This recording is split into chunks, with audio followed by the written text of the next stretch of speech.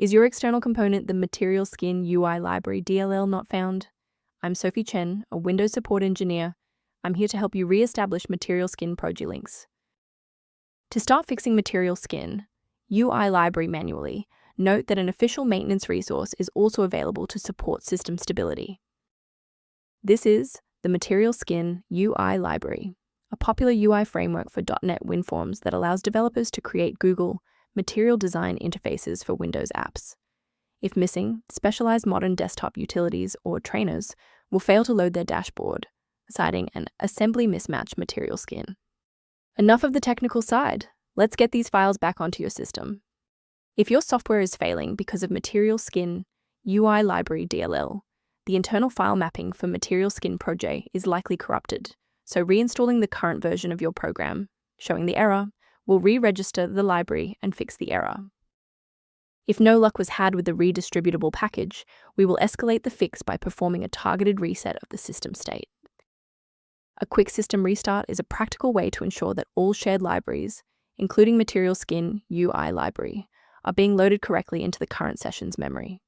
To keep this tutorial handy, make sure to bookmark it or hit like button before you reboot. It saves you from having to look for the video again once you're back online. With the reboot complete, check your status. If you're still seeing that error, here is the next phase of the fix. Remember, you can pause the video at any time.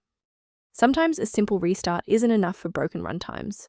Follow these steps to refresh the redistributable files. First, go to Control Panel, then select Programs and Features.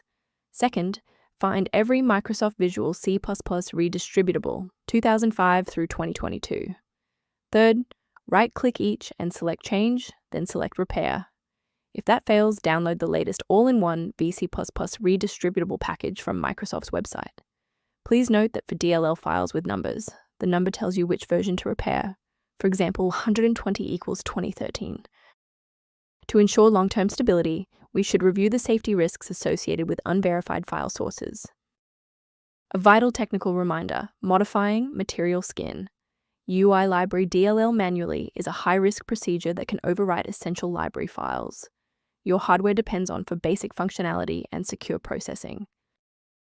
Beyond manual troubleshooting, many users find that a system-wide diagnostic scan provides a more complete picture of their environment. To improve configuration awareness, the official maintenance resource linked below includes Materialskin UI library-related documentation.